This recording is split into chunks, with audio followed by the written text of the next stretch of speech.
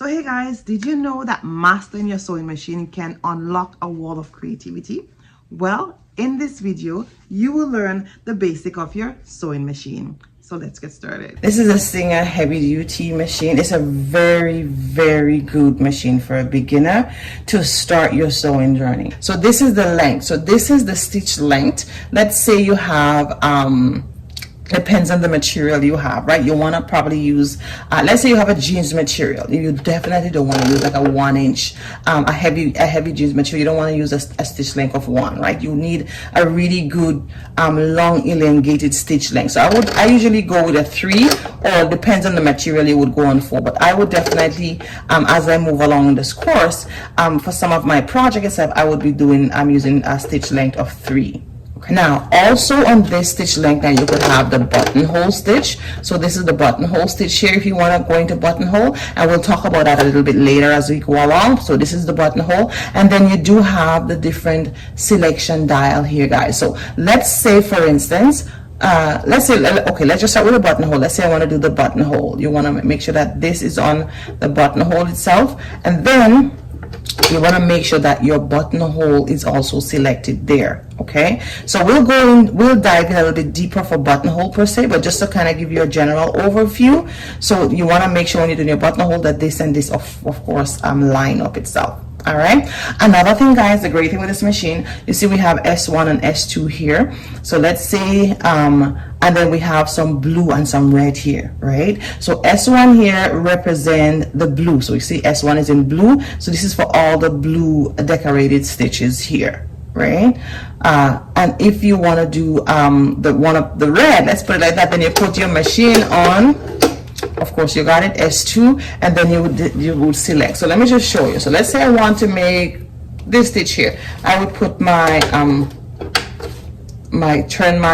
this is called a selection dial. So the selection dial on S2, and then this stitch, because I have the red here, it would give me this stitch here, right? It's the same thing goes, let's say I want this stitch, it's already set on S2, so it would give me this stitch. Now let's say I change my mind, now I want S1, I want this blue stitch here. I'll just put it back on S1 and it would give me this stitch. So you have various different stitches itself that you could actually follow the function, and guys, it works really well. So now let me just put it back on the length, so the length itself, and then I'll just put it back to 3, and then we're good to go. Now, just as a little caution, let's say you decide you had play around with the stitches, and then when you come go back, you bring it back on the norm now, and you decide to sew. Sometimes the setting may not connect right away. You just have to just retoggle it, right? Because that happened to me. Just retoggle it back, maybe turn the machine off, turn it back on, and then you should be fine.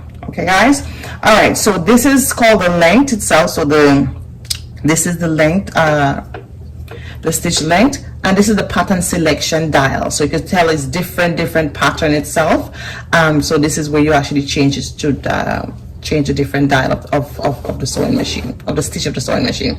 Then we have the reverse lever right here, guys. So the reverse lever, this is what everyone gonna learn very gently. You want to press it down, and once I always tell my beginner, never just press. It's not good because it could actually break in the machine. All right, so you want to press it down and go 1, 2, 3, which of course we'll go over practice with that as we go along. Okay, so again, this part of the machine is called a face plate, and we'll go over a little bit different when threading the machine. This numbers here, it's actually your guide. You see 3, 4, I think we have 5 over there, 6, so we'll go over it in a little bit. This is all part of helping you thread the machine. Now we also have this accessory here, so you could actually pull this out nicely, and you could if you depends on the machine you bought. Let's say you bought this Singer 4452, because there is different brand, you would have some accessory in here. Okay, I think if you buy the 4411 too, you do have accessory, but all your accessory would actually come in this vault, in this little case here, right? So that's it. So for this machine, there's the Singer 4452. This is one I really recommend. The Singer 4423 as well, the Singer 4432, even the Singer 4411. it's really, really good that you could actually start with. So guys, as per this video, the 4452 was the highest brand I have, but now I know there's so many newer brands, of course, itself that you could explore. Once is Singer Heavy Duty, I think is a good brand to start as a beginner.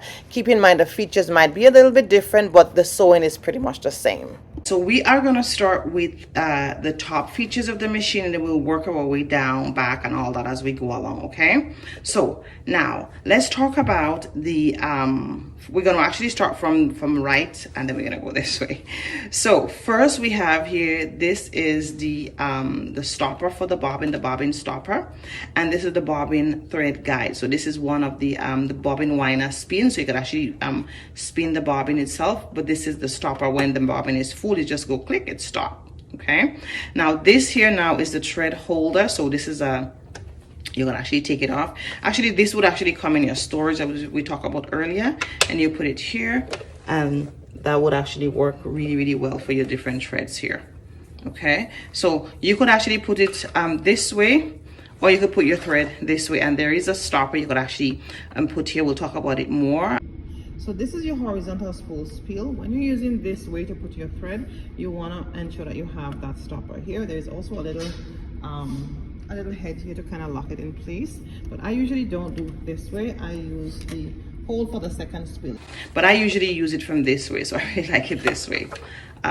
This way actually worked really well for me. So another haul I want to show you guys is that if you have a big thread, right, and it's like, oh my goodness, this is so big, what you could actually do is to get a bottle, right, and then you take the thread and put it in a bottle, and then you thread your machine like normal, which we will actually go ahead in a little bit. Okay guys, all right, so this is for the thread itself. Okay, so horizontal, and then this is the other option itself for the thread. All right, so let's go along here. Now we have the 3 needle position here. So as we go along, we'll talk about moving the needle left, right. So you could actually move it this way, that way, and you would actually see the needle itself moving, and we'll talk about that, of course. As we go along, you would see more what I'm talking about. All right, so we have 3 different positions. Tension is very important, guys, because the tension itself, if your tension is off, you could be, you know, scratching your head wondering what's going on, and you just have to make sure that you know what's the right tension for your machine. So guys, tension is all about your stitch. I would advise you to pause this video and read basically if your tension is too high or too low, what to do. On my machine, usually I do use tension 3. On the manual, it's tension 4. Okay, so this is actually also part of the bobbin thread guide itself. So when you thread the bobbin, when we get to that, there is a guide that you really have to follow to make sure you get it right. Okay, and then these numbers here, you'll see number 1, number 2 is here, then number 3 is in the front here, and then you will go down number 3, number 4, number 5. So this here now, so I didn't go on this side, but eventually we'll talk about it when we thread in the machine. Is the guide for the thread, right? When you're threading, the guide, it tell you number 1, number 2, and I will tell you, okay, number 1, number 2. This is what makes this machine so special, especially if you're taking an online class. I could guide you step by step because you have the same thing as what I have, and it makes life easier for both of us. So that's the cool thing with this machine here as well. Okay, so I'm just seeing here, so this here is the presser foot pressure adjuster. If you need to adjust the presser foot on your machine, we'll talk more, of course. I never really touch this, or you know, disturb it in any way, so we will not be talking about this too much as we go along. But this is the main feature except for the top of the machine. If you want to move the machine, of course, you would actually have the hand here to kind of move the machine from left and right, right? So this is the top portion of the machine. Now the stitch width now of this machine, I don't think I had mentioned this, is that if you want a different width, for instance, if you want, depends on the fabric you have, but I usually have it on width 3. That actually worked well for me. Again, you could decide what fabric you're working with to know how to change the width, the width of the machine here. If you look here, I think this is the less here, you would actually see the guide here, and it shows you the higher the stitch, then this is how it goes here. Okay, so this is the back of the Singer machine itself. So this here is called the presser foot levy. So you wanna, if you wanna lift up the presser foot to make sure that you lift up your stitch, so to start your stitch itself, sorry guys. So to ensure that you start your stitch, it is called the presser foot lifter. So you wanna lift it up nicely like this, right? And you lift it up gentle. One thing I always tell my students, never just lift it up, never just lift it up and just bring, like I'm gonna make a sound, you don't want to do that. Okay, guys, you want to nicely, gently, because the gentler you are with the machine is best for you and of course for years to come, right? So you want to gently lift the machine up. Okay, now also on the side of the machine here, let's say you bought the machine and you said, Julissa, I have no clue which machine I bought. This would tell you the model of the machine. So it says Singer 4452, and it also gives it a volt and all the other good stuff of the machine here. But this is very important here that you see the model of the machine is 4452. That's where you actually find the model of the machine there. Okay, so now let's just dive into, since we are in the back here, I'm just going to show you when you take out the accessory itself. So here, guys, very, very, very important. Okay, this is so important, especially if you have kids and maybe you step out and they play around with the machine. It's very important. Now this here is when your feed dog, and we'll talk about it of course as we go along. The feed dog is the teeth here underneath here. That's the feed dog.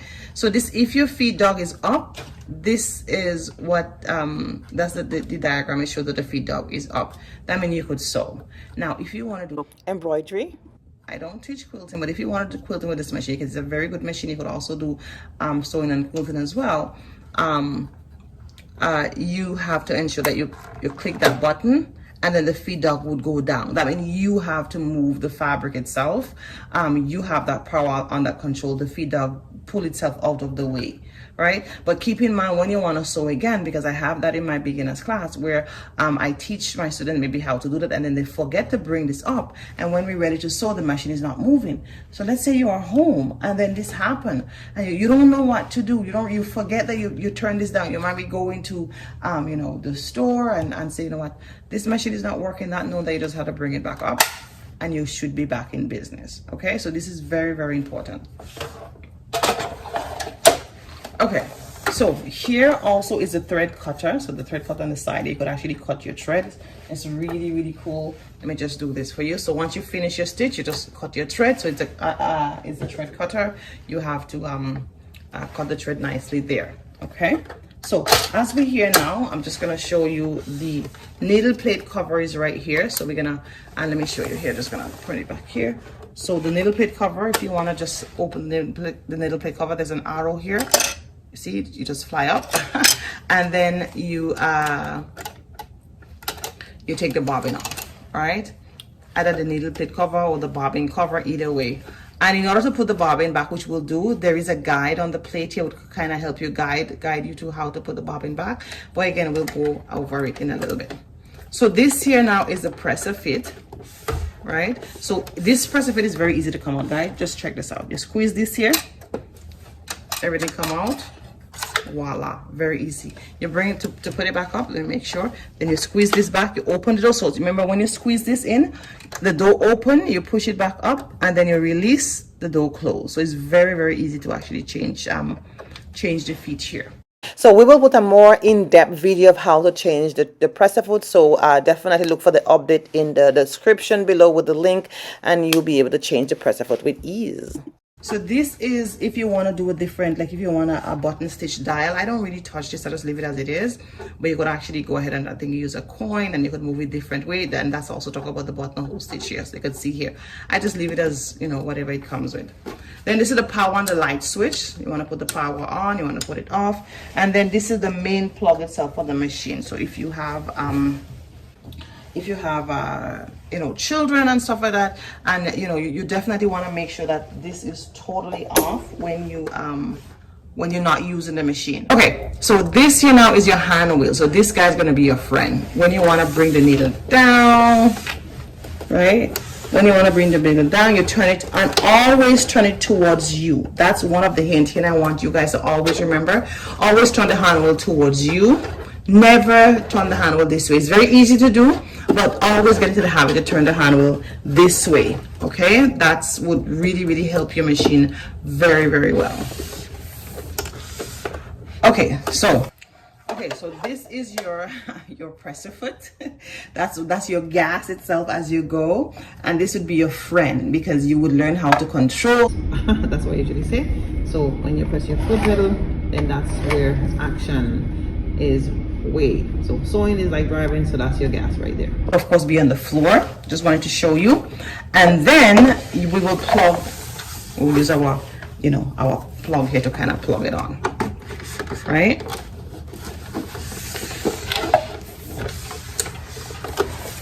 Okay, so our light is on. We turn our light off and on.